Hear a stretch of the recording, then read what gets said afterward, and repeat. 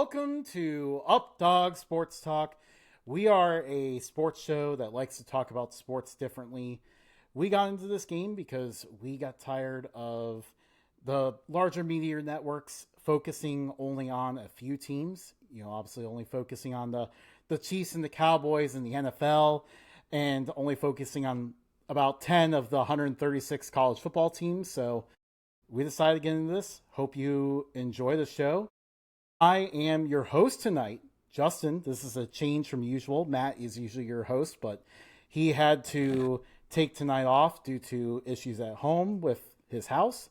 I am joined by intern Tony and our special guest, Quesostream.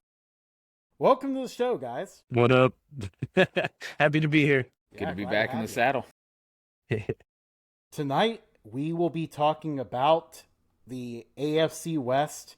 This is part of our ongoing NFL preview series where we are previewing and making predictions for all 32 NFL teams. So while, yes, we are talking about the Kansas City Chiefs tonight, we will also be giving the same amount of coverage to maybe more coverage because we got a Raiders fan on the show to the Raiders, Broncos, and Chargers as well. So we're going to kick this thing off with the Las Vegas Raiders. They finished last in division last year. Sorry, Queso, but things are looking maybe a little bit better. They hired Pete Carroll. Tom Brady's in ownership, so things are looking up a little bit. Walk us through some of the offseason moves. What kind of strategy did the Raiders deploy this offseason? Well, they decided to hire a new coach, which I was initially concerned, but if there's one thing Pete Carroll's good at, it's, even though he's very much on the older side, he's very good at getting, excuse me, he's very good at getting motivation out of his younger players, and just all around nice guy. And we've got a new backfield. Hopefully we can turn everything around. Defense looks at least decent this season. We'll see how that transforms on the field, though. One of the things that I was surprised about that I didn't realize is Chip Kelly. He's in as the OC. Yeah, it'll be interesting to see how he follows his stint up at in Columbus. Yeah, absolutely. That was a very interesting pickup.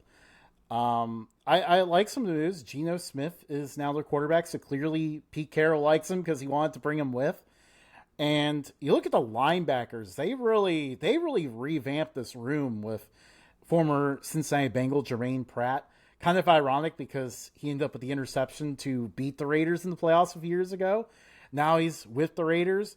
Landon Roberts. Devin White is here too. We'll see how much he has left in the tank. But overall, it looks like a higher focus on defense with kind of just a few strategic moves here on offense a little bit. So with that being said, let's kind of pivot over here to the draft. And I know, Queso, you probably have a lot of good thoughts on a few of the guys the Raiders took this year. I'm so sorry. No worries. Yeah, personally, me, I was super shocked whenever they picked Jeanty. I was like, they're not going to take him. First off, I didn't think he's going to fall that far. Not that 6 is far or anything. But at the same time, I'm like, nah, even going into the draft, I'm like, they're going to pick a receiver. McMillan was one. I even was okay with Burden from Missouri. But then when I heard Ashton Jeanty, I'm like, what? So it shocked me. And I'm like, you know what? That's a good pick because the backfield isn't as good as we'd like for it to be currently. And yeah, I'm looking forward to seeing what he can do in the NFL, see if he can put some more people on their asses. Yeah. And, yeah, absolutely. And I won't forget too. I can't remember his name now because it's break. Wide receiver from TCU they drafted in the second round. Good Beck. pickup there. Yeah, Beck. That's right. I'm over here. I know it's B, but but I was especially I was not necessarily shocked, but good picks in the 7th round with the Montana State quarterback and North Dakota State quarterback too. And of course, I'm blanking on their names, but I was like, yeah, FCS, let's go. Yeah, almost like back-to-back picks too. Cam Miller from North Dakota State, Tommy Millott from Montana State. Millott is an interesting one to me. Like he could be, that kind of Taysom Hill kind of threat. Yeah, I'm looking forward to it. Yeah, I see him. He's currently listed on the depth chart as a receiver, so I'm very interested to see how they end up using him. My guess is like special teams and then utility, pretty much like Taysom Hill. But that'll be fun. It'll be fun to watch. They also added some O-line depth too, a tackle and a guard, which as a Bengals fan, we haven't hit on ours necessarily, but we understand the value of having good ones. Yep, sometimes the best way to understand that value is to not have it at all. Yeah, but I really like what the Raiders are doing on the offensive line. Like they've really hit the position hard here in the last few years, and it's been a weakness for a long time before that. So I know Queso too understands the value of it because of a lack thereof for a little bit, but they've definitely done a lot to turn it around now. And they took a corner as well. Porter, got him. He was from Iowa State, played very well there. Looks like he's set to potentially take on a starting spot as well. So we've seen the Raiders kind of pick up their game here at the draft lately. So I'm very excited to see what this class does. But that kind of transitioned us. Queso is a Raiders fan. Like, what positions kind of get you the most worried? Quarterback. I'm not saying Geno Smith isn't good, not saying he can't do the job, but he has had his ups and downs. Luckily, in Seattle, it was mostly ups. But as we all know, his time with the Jets wasn't that great.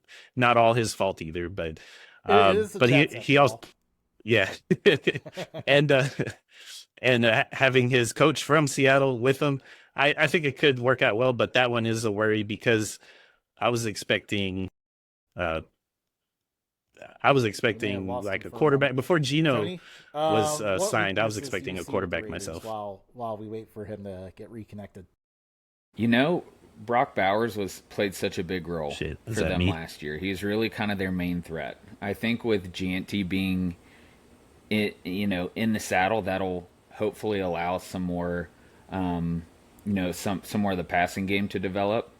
I think they're kind of missing, that wide receiver, like that wide receiver one depth.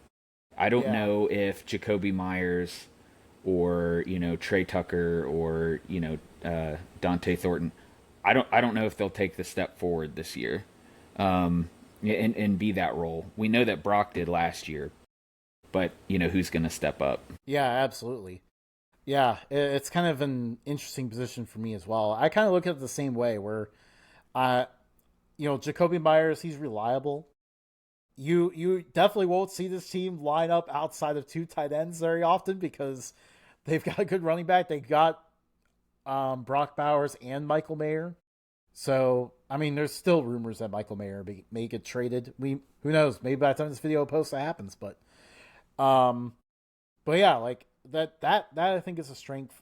Well, yeah, tight end is. But yeah, receiver, maybe you get something out of one of these rookies. But otherwise, Geno's not having a lot to throw to here.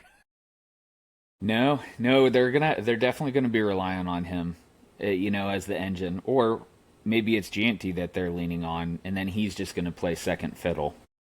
We'll see. Yeah. It's been a while since we've had a standout running back that just takes over the league. Yeah, and those are always fun to watch. Yeah, and you look on the defensive side, I like what they did to kind of address linebacker, but this is the Raiders. I think we're used to seeing the secondary kind of be a bit of a challenge for them. And while they've addressed some positions, I still think the secondary is what you would call a work in progress, if you will. I would say. Yeah, it'll be an interesting season for them, especially with Pete Carroll.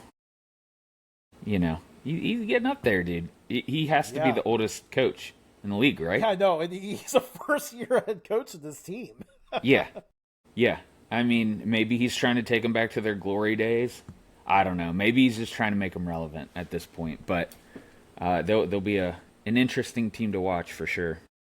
Yeah, and we'll go on to let's talk about some strengths here while we see if Queso can get disconnected. Maybe he can touch on a few more things when he gets back on. But yeah, what do you look at and what's most intimidating about the Raiders? You would say. I think the run game again, because we don't know how that's going to translate for Jeanty in the NFL. We've seen this script play out. Zeke, all kind. Barkley, pretty much every running back probably has really that was doing well in college came in and did well in the NFL as well. So I think that's going to be that might be their defining player and kind of the cornerstone of their program. I could be wrong, but that's when I see them taking the potential Heisman nominee, runner up, that's they're definitely investing. I would have taken them too. Yeah. So, Queso, catching up here, we expressed concern about the receivers and the secondary as well. Well, to wrap up the weaknesses, was there anything else you're kind of worried about as a Raiders fan? If not, then you can go ahead and jump to one of the other positions that maybe excites you as a Raiders fan. Let's see. Honestly, it will. Secondary can be an issue for sure. Well, especially with the young guys coming in, and with how bad they were in general last year. It's like being a Texas A&M fan. Defensive line's fantastic. The secondary can't cover with crap. So we'll see how that transitions this year. As for excited positions, obviously Jeanty's probably is the obvious answer. But man, I'm always stoked to watch Max Crosby play. I even follow him on social media. The dude's really down to earth guy. He's really cool, and he's just dominant. I love it. And then his trash talking's hilarious too. He's becoming one of my favorite players in the NFL just because he's like that kind of heel kind of player a little bit because he trash talks quarterbacks of tries to get under Mahomes' skin and all that, but also like the fact that he's a former Eastern Michigan, former Maction grad, and is very passionate about helping his university as an assistant GM role now, and is doing all sorts of stuff to help promote Eastern Michigan football. So I think that's a pretty cool thing that he's doing as well in the offseason. And he's joined on the defensive line by another Maction star, Malcolm Kuntz out of Buffalo. So you guys got a lot of Maction flavor on the defensive line. It's a strong one. You got Christian Wilkins there too. So this is a group of dogs up front. Yeah, good leadership to show the young guys how to do it right. Because Wilkins has always been at least really good. good leadership in the locker room for sure. Yeah, and really, Wilkins is another guy who will try to get under a quarterback's skin. So this is a group that no quarterback looks forward to playing each week. Yeah. Tony, I know you got to kind of touch on Jeanty a little bit as one of the strengths. Is there anything else you're kind of looking at as one of the top things the Raiders have? I think I tend to lean more offensively. Brock Bowers, he kind of set the league on fire last year. If he could do that level or even a little more, we could really be, he could really make an impact on the league. He could be, the new Kittle or what's his face in KC. Kelsey. Kelsey. Yeah. we'll be talking about him a little bit later. But yeah, I agree with that. And, I like Brock Bowers a lot because he helped me get this last year. Begrudgingly gifted by yours truly. I gotta say, I heard Tone say I don't know, you becoming a Raiders fan now? No, I didn't mean to say we. I don't know. I think we saw it slip a little bit there. I think the mask fell. I'm actually a Raiders fan. We're starting to see Tony become a Raiders fan a little bit. So yeah, before Tony gets a little bit biased about his team, I guess we can move on to our next team here, which is the Denver Broncos. They reached the playoffs last year as a 7 seed. One of the 3 teams in this division to reach the playoffs. So again, a very loaded division. Sean Payton, their head coach, and yeah, Bo Nix had a pretty good rookie year. So let's kind of look at their offseason moves here. Queso, what did you see? What did you see with their offseason strategy? Unfortunately, they're making moves in the right direction. I don't know if you caught the audio before it cut out, but one thing I said was before they signed Geno Smith, I thought they were going to draft a quarterback, and I was pushing for Bo Nix there. But then we got Geno, so I'm like, okay, wide receiver. Bo Nix is I don't know. I saw him to be a good player, and a lot of people were like, nah, he's a 3rd, 4th round pick or whatever. I'm like, no, he's way better than that. Way better than you think. Yeah, he had some good and bad times in Auburn, but he did really well in Oregon. I knew it was going to transition well, but just like when the Broncos drafted Von Miller, which I really wanted him to be a Raider too, he went to the Broncos, so I was like, okay. And then, sure enough, whenever he started, he played lights out. He played really well. I was not shocked, but I was thoroughly impressed with him. And all I got to say is in that game where he did the pitch and they called a legal forward pass, in rugby, that's not a forward pass. That was a perfectly good pass. Backward pass. Yeah, well, NFL refs, probably a conversation that's not gonna go away tonight. I think we'll end up with that one again. Yeah, Tony, what are your thoughts on some of their offseason? Their defense was kind of nasty last year. I think that that maybe it surprised me that they were performing as well, and then they kind of just doubled down on that in the draft. They had a couple signings, Greenlaw, Hufanga, and that should help them. Dude, I think you actually hit that name pretty good too. Like Hufanga. Hey. Yeah. Kind of just a few strategic moves here and there. Not really send the world on fire with any signings or anything. Just kind of picking up a few guys to plug a couple holes here and there. So not a free agent heavy team at all. I'm curious to see what Evan Ingram can do for them because they kind of needed a tight end. He gives them a weapon.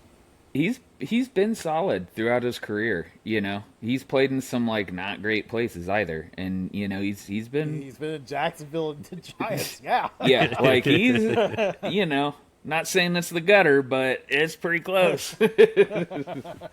Yeah, just looking at their offense, if Bo Nix doesn't take that step, I think they will struggle. I think they will. Yeah. They really don't have too many offensive weapons that they can, reliably rely on, Yeah, absolutely. They made a couple picks here and there. I thought they would use their first round pick on a receiver, to be honest, but they didn't. They got R.J. Harvey at running back in the 2nd round.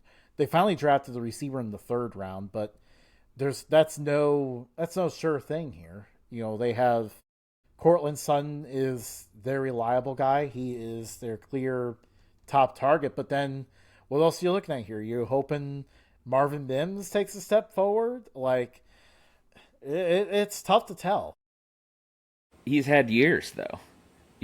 Sutton was...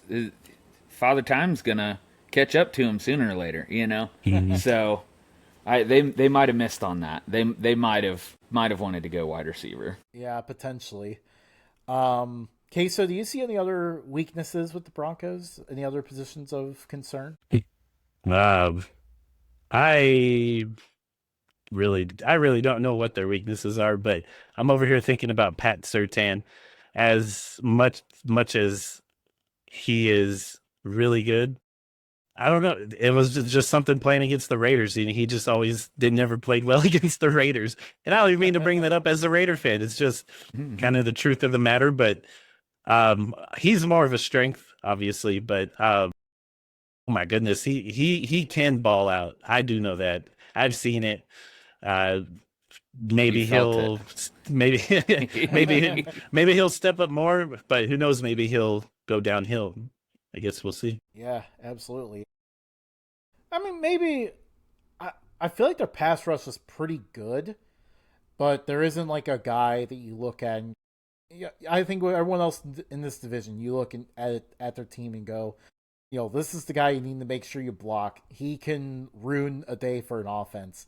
They don't have that guy on this team, but it's still a pretty decent group.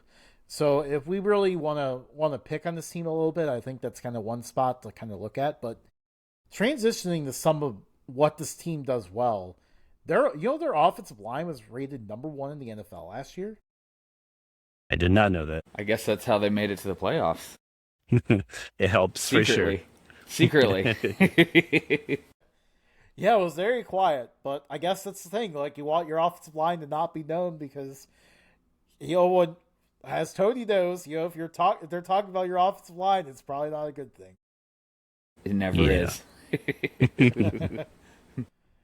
Oh yeah, but yeah, and obviously this defense is pretty nasty, and they only added with Jahdae Barron in the first round. Defense wins championships, or so they say.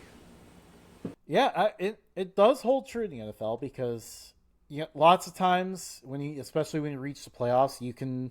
I've said this on a few previews already, but you can find ways to hide a mediocre offense, but in the playoffs, you cannot hide a bad defense. Nope.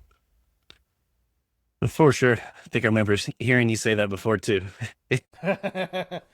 I probably have said it before, and I will say it again. Biggest testament to that is the 2000 Ravens. That defense was so sick, but that offense was so bad, and they still made it work. 13-3, win the Super Bowl. That was awesome. I was a small kid. I remember that, like, pick 6 again in the Super Bowl. Off topic, sorry. Super Bowl winning quarterback Trent Dilfer. Yep. Now at UAB. But I guess before we dive too much into UAB football tonight, we can transition to the Los Angeles Chargers, another playoff team from this division. Jim Harbaugh, Tony's boy, now in his second year here. Okay. So what do you notice from some of their offseason moves from this team? They're re-signing Khalil Mack is big for them too. I know he hasn't produced quite as well as he did in Oakland because they were in Oakland then, or Chicago, but he still was a force. He was there. He disrupted things when they needed to be disrupted. He is still a solid player. I wanted him back on the Raiders, but money was probably the issue there. That's probably one of the bigger ones for this offseason. Yeah, as a Bills fan, I was like, come on, Khalil, you got one last ride here. Come back home. Another Maxion legend. So, Tony, what did you see when kind of looking at the Chargers moves here? I think I almost wore a Michigan hat. I'm going to be honest, but I chose not to. Glad you didn't. I will next time. I think, and we saw it a little bit last year, right? Because they kind of blitzed the league a little bit and maybe performed higher than expectations. I don't know that happens in year 2. Not that I'm discounting my boy Harbaugh, because I think he's, standing guy, Michigan man, he's going to do it kind of the Michigan way. And so I think they'll be leaning heavy on the run game. getting Najee Harris. This could be his, I don't know if swan song's the right way to say it, but he didn't necessarily set the world on fire in Pittsburgh, not to expectations at least. So this could, breathe some new life into his career. Yeah. Yeah, and you can see a few. This is another team that kind of just made a few strategic additions here. They want to establish more strength of front in the run game, so bringing Mekhi Becton over from Philadelphia helps accomplish that. Kind of plugs one of their last few holes on the offensive line, really. And you see Dante Jackson come in at corner to kind of help out a little bit there. Deshaun Hand. And then they also brought Mike Williams back. That will be interesting after his ill-fated run with the Jets last year, which of course went as many moves to the Jets go. Man, I have managed to throw a few parting shots to the Jets tonight, but so let's go over their draft here. What do you see? What did you see from their draft picks this year? Queso? Honestly, nothing stands out as shocking or wow, I guess is the way to put it.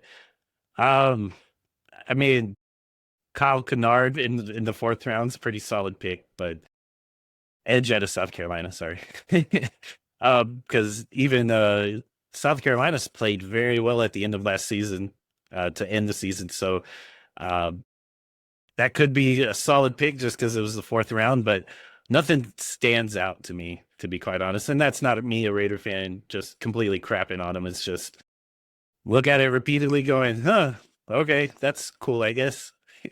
Maybe y'all will think differently. No, I think from a draft perspective, they hit 1st round Omarion Hampton and then Trey Harris in round 2. So they're making investments in their offense. Justin Herbert, he can throw the rock. I think he's certainly not as good as Burrow, but there was some discussions of who was better. I don't know that that's a discussion any longer, but I do think he has a lot of potential, to do some big things. If they take a step forward, as rookies, typically wide receivers don't translate as well that first year, but a running back in a Marion Hampton, like he could be a thunder and lightning with Najee. So I think that was good moves on their part. But then you look at them losing Bosa, and then really not having that high end edge rusher or a cornerback. So in contrast to Denver, who went super defense heavy, they look lackluster, in my opinion. Yeah, that's an interesting perspective there, and I do think I agree. Like, I don't think we're seeing the additions help offset the losses on the defensive side of the ball. That's kind of a big area of concern, and Herbert still has not gone to win a playoff game yet, and if you look at how they could end up losing this year, it could be because of the defense, which is a little bit surprising for Harbaugh. You would think he would try to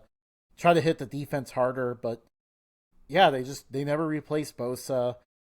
Stopping the run has still been a concern. Has been a concern for them for many years. I mean, maybe they got tempted to bring Bud Dupree in, but we haven't seen him do anything since he was in Pittsburgh. But I like the Omarion Hampton pick, though. I think he would have been a bigger name in the draft if it wasn't for Ashton Jeanty, because he was extremely good. It's just that Jeanty was just such a big-time player that Hampton kind of went under the radar a little bit, but he was definitely a good first-round back as well. It kind of reminds me of, just like even a few years ago, the Bijan Robinson and Jahmyr Gibbs draft, where you got like 2 really good backs who can make an impact right away.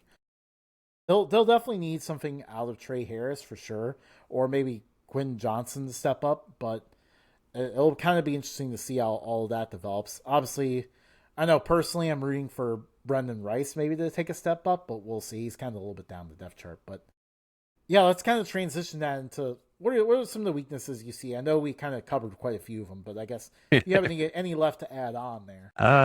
No, we pretty much covered it. I mean, yeah, that defense is gonna be tough. But Harbaugh in year 2 of the NFL teams he's been on has usually been very successful. So we'll see, I guess. Yeah, I think and if we're looking at Harbaugh's plan, Michigan won because they had a run game. Chargers now have a run game. But if you don't have a solid defense, are you going to be able to keep up on the ground?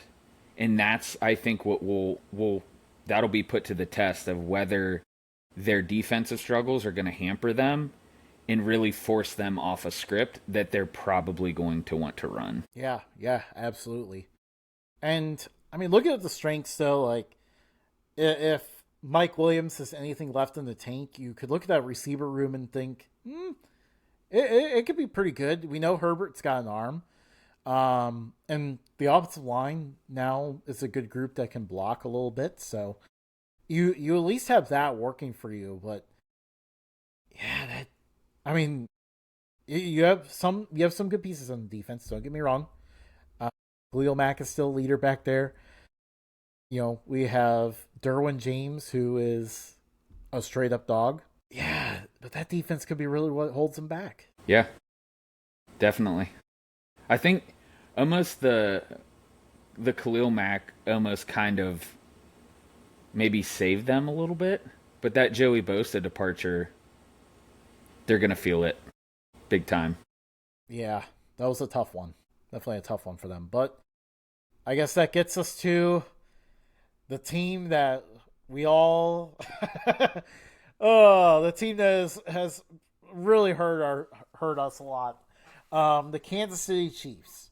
I'm a Bills fan here, so I know I have hated the NFL almost all offseason because of this team. And I mean that in the most complimentary fashion to Kansas City Chiefs fans, because this is the NFL, it's a man's league. But yeah, this team just straight up wins. So let's kind of look at their offseason moves here. Queso, what do you see? What did you see them doing? Signing wise, one that sticks out is Jerry Tillery. That is he's not like so fantastic. He's not Aaron Donald. I don't know if we'll ever see another Aaron Donald in our lifetime, but he's a solid defensive tackle that can have more of an impact than what their defense already been doing.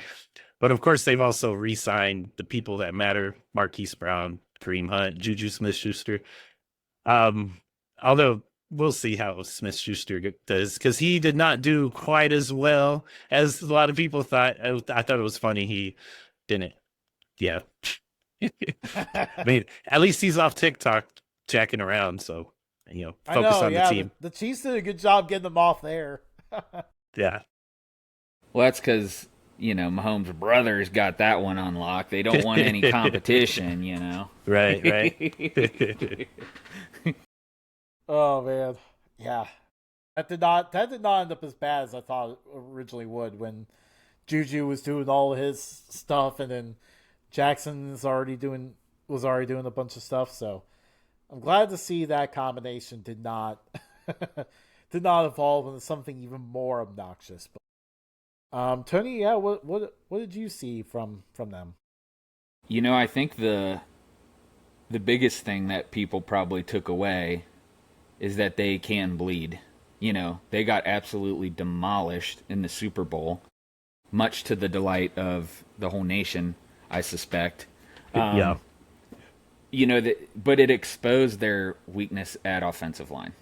And so, them making those adjustments and really targeting, that specific weakness will really help, because when you look at the rest of their team, not much has changed otherwise. There weren't too many key departures. The ones that, came in are, they could end up doing something. But, even just looking at their offense, their starting lineup really didn't did not change, for their skill players. I think, Rashee Rice, Xavier Worthy, Hollywood Brown, those are scorchers, like that will be put on display. And then when you have three of them, they'll just wear teams out. So, yeah, I think they're, and the only reason they were able to be so specific is because their team was so solid everywhere else. So, in one breath, I'm saying, everyone was glad they lost, but in the other, you have to praise the organization for, setting up a dynastic, team, something that can just keep the ball rolling. Yeah, absolutely. And we see here, continuity was the name of the game. We're looking at possibly only one new starter on defense, a defensive unit that played very well, by the way.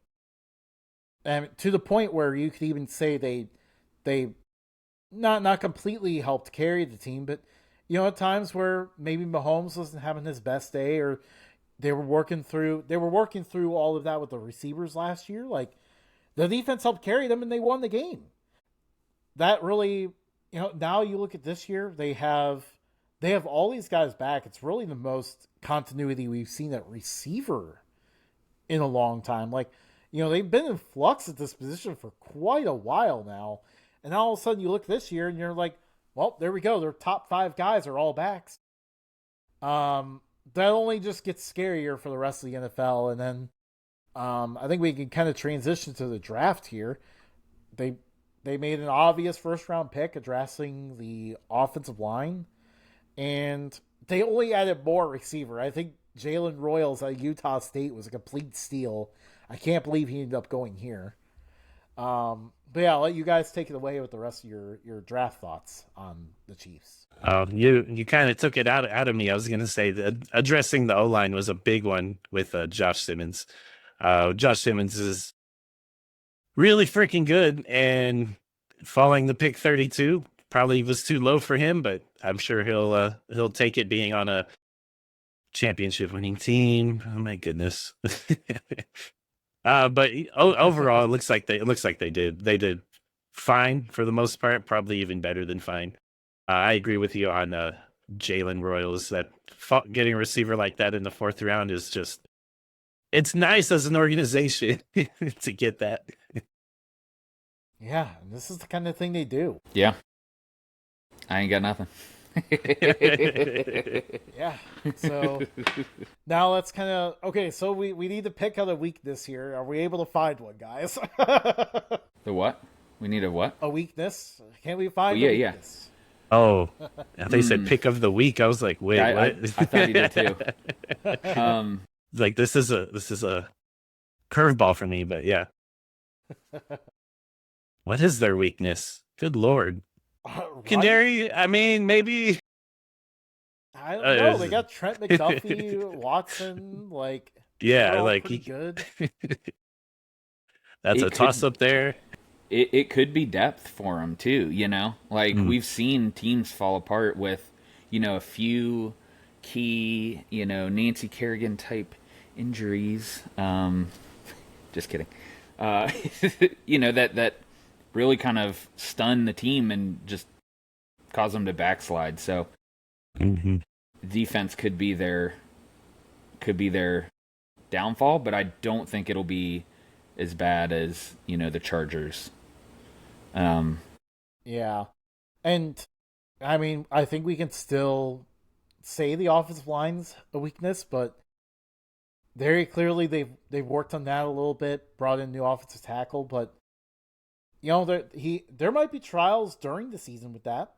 Might be some trials there, but yeah, probably come around playoff time, he's gonna be ready to go. But I mean, until we see it on the field, I guess that's one of the positions we have to pick on at this point. But yeah, this is a team with very, very few weak spots to it. So unfortunately, Patrick Mahomes, that guy's pretty decent, isn't he? I might have heard about him. I don't know. He went to Texas Tech, right? No. Texas Tech legend. When I don't think he had a winning record there. Cliff Kingsbury Cliff Kingsbury got fired and then failed upward to the Arizona Cardinals. All of that. Yeah, they're pretty much everything's a strength on this team. Yeah. You got the Andy Reid engine, and he's always cooking up schemes, which I appreciate. I can appreciate that about him. Their offense is full of scorchers. They really, to your point, the losing, what's his name, Tooney, that could be, that we could see that playing out because, having a solid lockdown guard, that's one of your run lanes. So we'll see if that makes him miss a beat, but then, we know Pacheco can catch the ball out of the back. So it seems like they have answers to every question, which, that's a robust program. That's what you want. So, in conclusion, Chiefs fans, congratulations, your team is awesome again. To the rest of the NFL, I'm sorry, but we're probably all doomed. So, that gets us to this wraps up the division. It's time for us to put pen to paper here with our division picks. I'll kind of lead it off here with Matt's picks because he was at the very last moment. He was not able to join us tonight. Matt has the Kansas City Chiefs in first, the Denver Broncos finishing second, the Chargers in third, and the Raiders in fourth. I had to do that for him because that's how he would have wanted to say it. Oh, maybe that's why he didn't want to join. He put the Raiders at the basement again. Just kidding. And I too will put the Raiders in the basement. Queso, let's see if you are the Raiders not in the basement. I have Chiefs, Broncos, Raiders, Chargers. But it's only because I think the Raiders are on the up and up, and the Chargers, while not necessarily on the downslide, like we discussed earlier with their defense. The defense, unless the offense just balls out like crazy, that defense is going to eventually hold them back. Yeah, absolutely. I was going to add on something, but I'll wait till we get to the playoff thing. I think all of us can agree Kansas City, they're going to win. Not the Super Bowl, because that's going to be the Bengals, but they're going to be the first in their division. It's really a toss-up between the Chargers and Denver for me. I think they have similar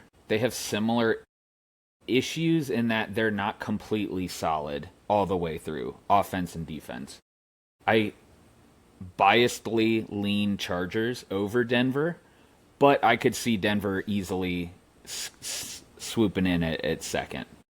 And then, of course, the Raiders in the bottom. They're in the gutter for me. You don't have to make it harder. I know. Instead of just being like last, you're like gutter, F them.